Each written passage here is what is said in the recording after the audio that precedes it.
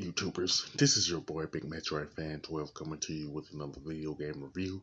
And in this review, I'm going to talk about the game Vampyr, which was released on the Nintendo Switch, Xbox One, PlayStation 4, and PC by Focus Interactive and Dontnod Entertainment. And the plot of the game is that Dr. Jonathan Reed is trying to find out how he became a vampire while trying to find a cure for the flu in London back in 1918 and everything. And pretty much, the Vampire has like 7 different chapters in it. You know what I'm saying? And within each chapters, there's a main quest that you have to fulfill and everything. Like move on to like the next chapter and everything, and then pretty much the next main mission within each chapter and stuff like that. Of course, you know what I'm saying. Not only that, there's going to be some side missions that you will do and everything, and it's really like pretty much based on conversations that you will have with different characters, pretty much within the game and stuff like that. Now there will be this one part where when you get to access and view different things like collectibles, inventory, Dr. Reed's powers and weapons, the map, and main quest, local investigation, and pretty much character citizen menu and stuff like that. You know what I'm saying? And there'll be different things that you get to view within those particular things, like viewing different documents related to things like the weaknesses of vampires and stuff, and the Great Hunt. You know what I'm saying, which are under collectibles. Now there's like pretty much 4 main weapon categories in the game that you can use. There's the one-handed weapons, two-handed weapons, offhands, and firearms. You know what I'm saying? So you get to use like pretty much different weapons, like use hacksaw, a revolver, double barrel shotgun, or different guns like that. You know what I'm saying? Now with the weapons, you can put them under main, hand, and offhand. You know what I'm saying? And with Dr. Reed's powers, you can they're consistent of things like claws and blood barriers, stuff like that. Now, pretty much you can switch out weapons and Dr. Reed's powers like pretty much anytime you want to. You know what I'm saying? And as far as the powers are concerned, they're under active and ultimate. You know what I'm saying? Pretty much, there's a RPG element within the game of leveling up. You know what I'm saying? But the leveling up doesn't like pretty much don't happen automatically, but you have to do it yourself. You know what I'm saying? And the leveling up is pretty much connected to your weapons and Dr. Weed's powers and stuff like that. You know what I'm saying?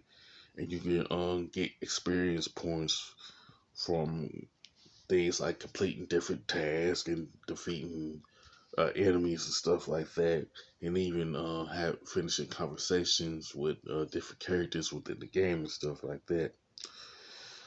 Plus, you can essentially view the blood quality of different characters whom you encounter throughout the course of the game and stuff like that. You know what I'm saying? You can also pick up currency, which is shillings, which since you're in England and all that stuff, you know what I'm saying, which you can use to buy different stuff that you're going to need in like different areas and stuff like that, you know what I'm saying.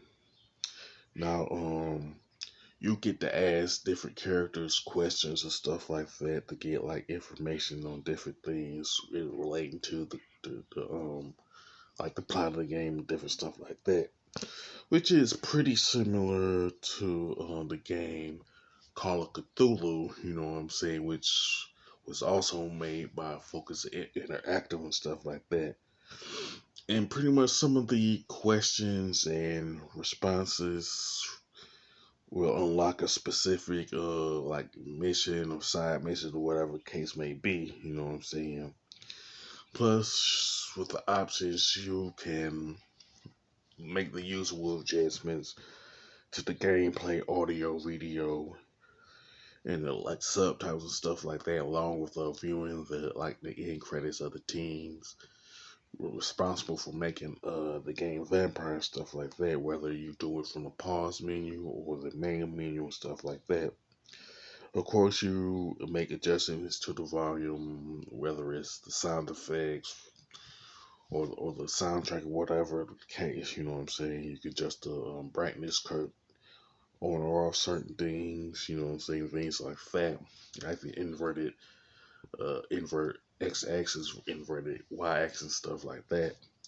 Now the graphics and design are pretty good. You know what I'm saying? With some decent color palettes. You know what I'm saying? They give it the dark tone within vampire stuff like that. Now the controls and gameplay are good for the most part, but it seems like using the one-handed and two-handed weapons comes off kind of like clunky and everything. You know what I'm saying? It's not the best combat system, but it does work pretty much for the most part and stuff like that. And the soundtrack is pretty good, and it fits the dark tone of Vampire, and the voice acting from the voice actors within the game are pretty good also. Now, I will say that Vampire isn't the best horror themed game that I played, but it is a decent game nonetheless. And I would essentially recommend Vampire to anybody who like horror themed games with vampires in them, where of course the vampires are the main thing of said horror themed games and stuff like that. You know what I'm saying? Now, as far as a score, I definitely like give it like a 8 out of 10. It does things for the most part right, but there's one certain things they don't pull off like quite right. You know what I'm saying? Now, with that being said, you can sound off in the comment section about Vampire from things that you like, things you didn't like in terms of like the story, graphics, gameplay, whatever the case may be. Now, with that being said, if you like this video, don't hesitate to click the thumbs up button. Don't forget to subscribe and hit that bell notification button. This is your boy Big Metro Fan 12 signing off.